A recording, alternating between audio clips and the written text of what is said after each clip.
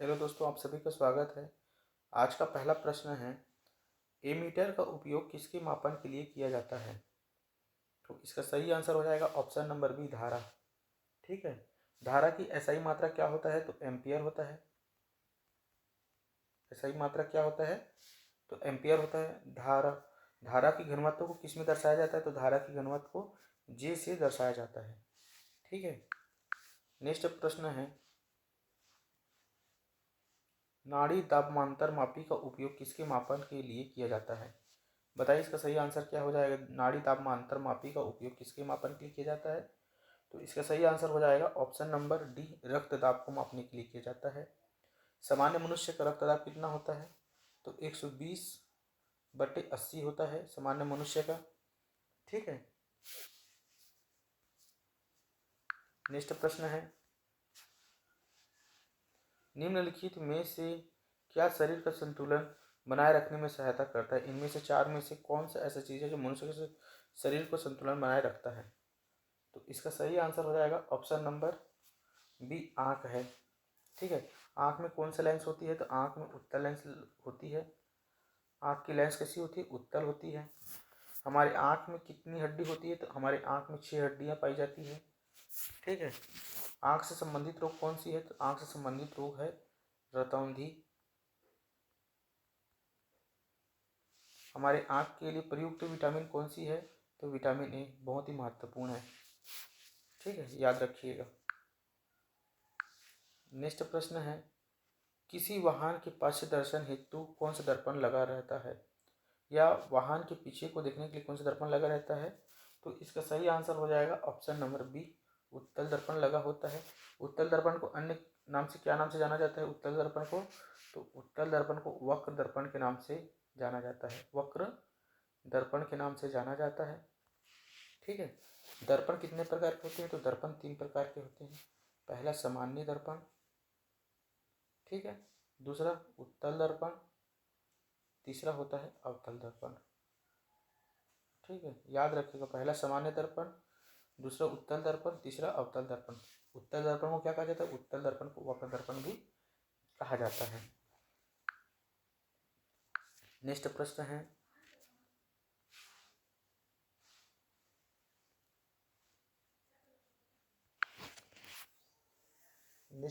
है, किसका प्रथम धर्म उपदेश धर्म चक्र परिवर्तन सूत्र कहलाया? बताइए इसका सही आंसर क्या होगा?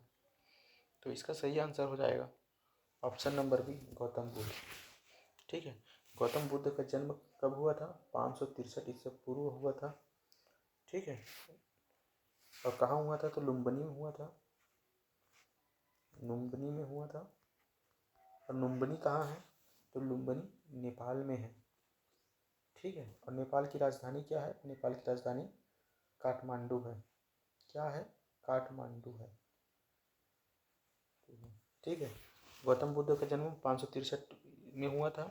कहाँ हुआ था? तो लुम्बिनी हुआ था। लुम्बिनी कहाँ है? लुम्बिनी अभी नेपाल में। नेपाल की राजधानी क्या है? काठमांडू है। ठीक है। नेक्स्ट प्रश्न है,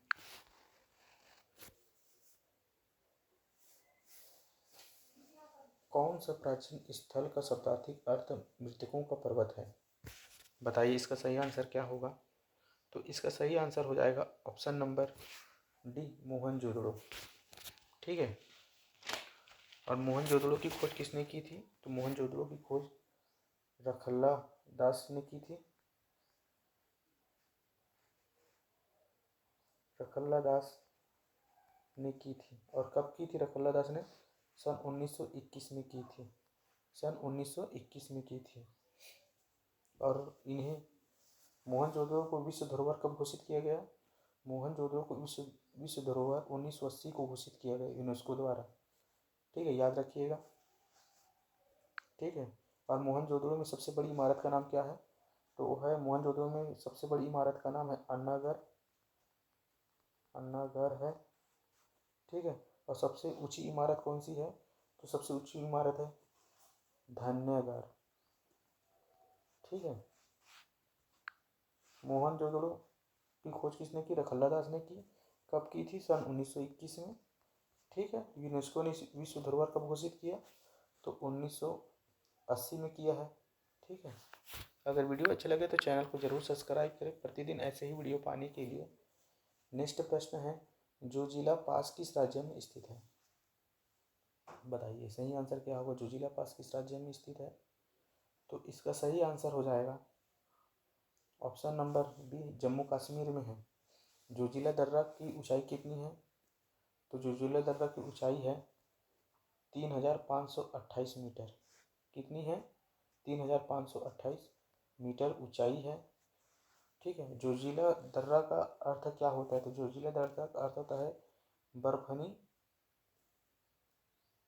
बर्फनी तूफान का दर्रा। ठीक है, बर्फनी तूफान का दर्रा। ठीक है। और जोजिला कहाँ स्थित है? जोजिला हिमालय पर्वत में स्थित है, हिमालय पर्वत में। ठीक है। नेक्स्ट प्रश्न है, नर्मदा बचाओ आंदोलन का नेतृत्व किसने किया था? बताइए, नर्मदा बचाओ आंदोलन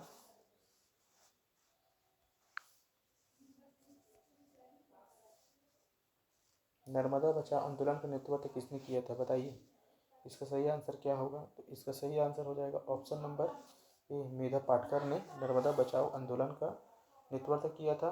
नर्मदा नदी कहाँ कहाँ से बहती है? तो नर्मदा नदी बहती है मध्य प्रदेश, ठीक है, गुजरात, ठीक है, और उसके बाद महाराष्ट्र।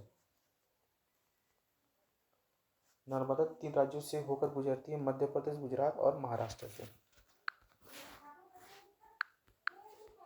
नेक्स्ट प्रश्न है, किस मानव अंग का सबसे अधिक प्रत्यारोपण किया जाता है?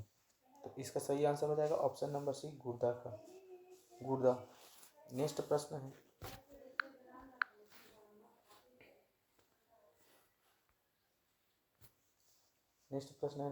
नाभिक के अलावा डीएनए किस कोशिका में भी पाया जाता है? नाभिक के अलावा डीएनए किस कोशिका में भी पाया जाता है? तो इसका सही आंसर हो जाएगा, बताइए इसका सही आंसर क्या होगा। तो इसका सही आंसर हो जाएगा माइक्रोकांड्रिया में नाभिक के अलावा डीएनए पाया जाता है, माइक्रोकांड्रिया में। ठीक है। डीएनए 3 प्रकार की होती है। कितने प्रकार की होती है डीएनए? डीएनए होते हैं 3 प्रकार के होते हैं। ठीक है। पहला ए डीएनए, दूसरा होता है बी डीएनए, तीसरा होता है जेड डीएनए। ठीक है। और डीएनए का जनक कौन है? तो डीएनए का जनक है जेम्स वाटसन एवं क्रिक है। ठीक है। और डीएनए की खोज कब किया गया था? डीएनए की खोज कब किया गया था? तो डीएनए का खोज हुआ था 1953 में। ठीक है। अगर वीडियो अच्छा लगे तो चैनल को जरूर सब्सक्राइब करें ऐसे ही वीडियो प्रतिदिन पाने के लिए। नेक्स्ट प्रश्न है, प्लाज्मोडियम वीवीएक्स किस रोग का कारण है? तो इसका सही आंसर हो जाएगा ऑप्शन नंबर डी, मलेरिया। ठीक है।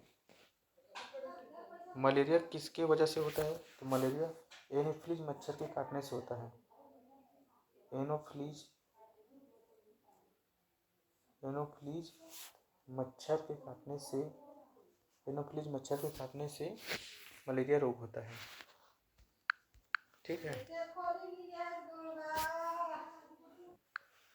नेक्स्ट प्रश्न है, किस भारतीय प्रधानमंत्री को सर्वप्रथम भारत रत्न प्रदान किया गया था? तो इसका सही आंसर हो जाएगा option number C, Jawaharlal Nehru ji को। ठीक है। और इन्हें कब मिला था? तो इन्हें मिला था 1955 को भारत रत्न मिला था। ठीक है। और सबसे सर्वप्रथम वैज्ञानिक कौन है जिसे भारत रत्न मिला था? वो है सी वी रमन को मिला था। ठीक है। उन्हें कब मिला था? तो 1954 में मिला था। ठीक है, याद रखिएगा। प्रश्न क्रमांक 59 है, आवर्त सारणी का आविष्कार किसने किया था? तो इसका सही आंसर हो जाएगा, बताइए इसका सही आंसर क्या हो जाएगा। आवर्त सारणी का आविष्कार किसने किया? तो मेंडलीव के द्वारा किया गया था। ठीक है। और मेंडलीव ने कब किया था? तो सन 1869 में किया था। कब किया था? सन 1869 में।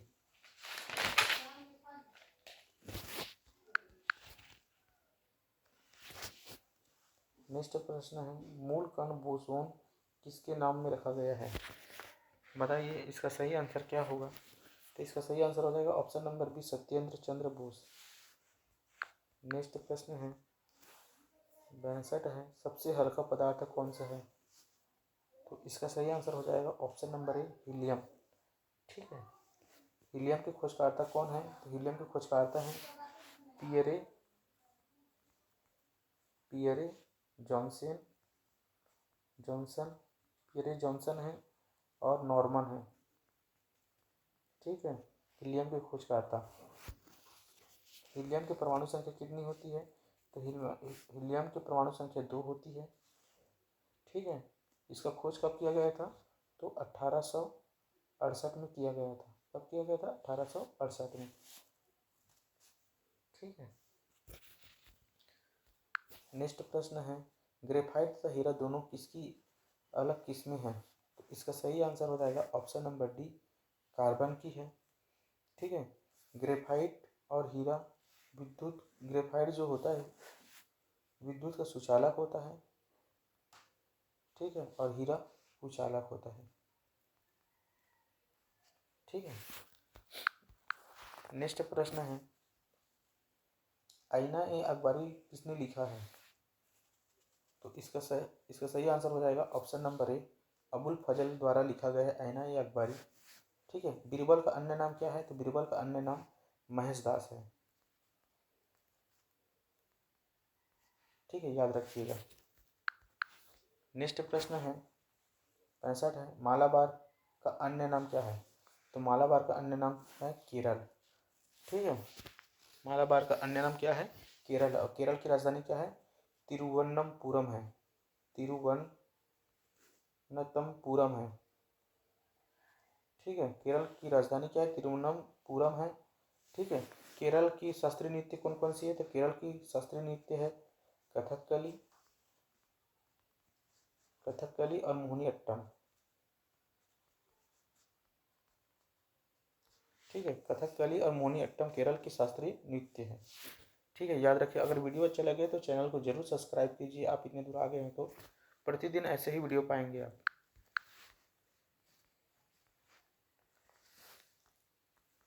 नेक्स्ट प्रश्न है यश चोपड़ा निर्देशित अंतिम फिल्म कौन सी है? बताइए इसका सही आंसर क्या हो जाएगा? तो इसका सही आंसर हो जाएगा ऑप्शन नंबर बी, जब तक है जान। यश चोपड़ा निर्देशित अंतिम फिल्म है जब तक है जान। नेक्स्ट प्रश्न है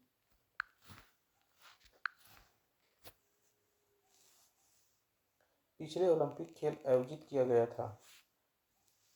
ठीक है, ये 2010 की मतलब बात हो रही है। तो इसका सही आंसर हो जाएगा पहला आधुनिक ओलंपिक कब खेला गया था?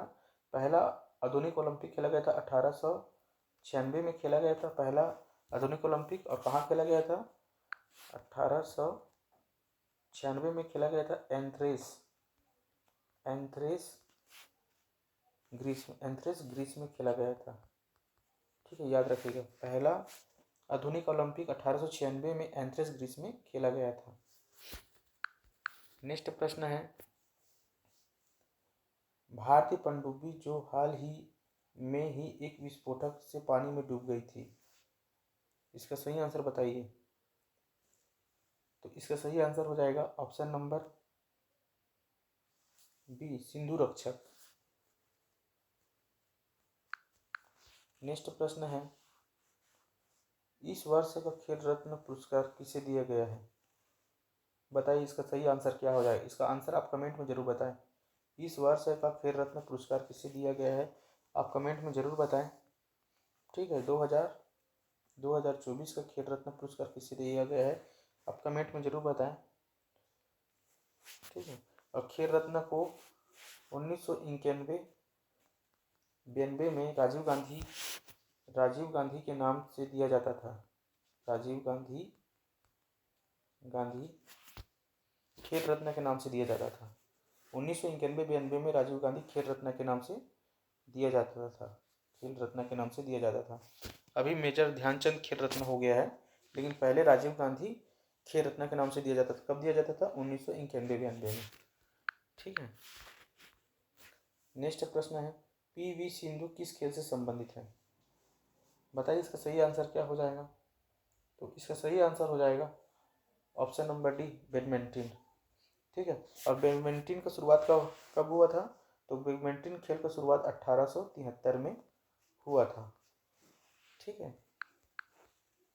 नेक्स्ट प्रश्न है चलती बस में अचानक ब्रेक लगने पर हम आगे की ओर गिरते हैं, इसके कारण प्रतिपादन किसने किया? तो इसका सही आंसर हो जाएगा ऑप्शन नंबर डी, न्यूटन का गुरुत्वाकर्षण नियम। ठीक है। न्यूटन का जन्म कब हुआ था? तो न्यूटन का जन्म हुआ था 4 जनवरी 1643 को हुआ था न्यूटन का जन्म। ठीक है। और बल का मात्रक क्या है? तो बल का मात्रक भी न्यूटन है। ठीक है। बल का मात्रक न्यूटन है। ठीक है। और गुरुत्वाकर्षण का जनक कौन है? गुरुत्वाकर्षण का जनक न्यूटन को ही कहा जाता है। न्यूटन को ही गुरुत्वाकर्षण का जनक न्यूटन को कहा जाता है। बल का मात्रक क्या है? तो बल का मात्रक भी न्यूटन है। और न्यूटन का जन्म हुआ था 4 जनवरी 1643 को।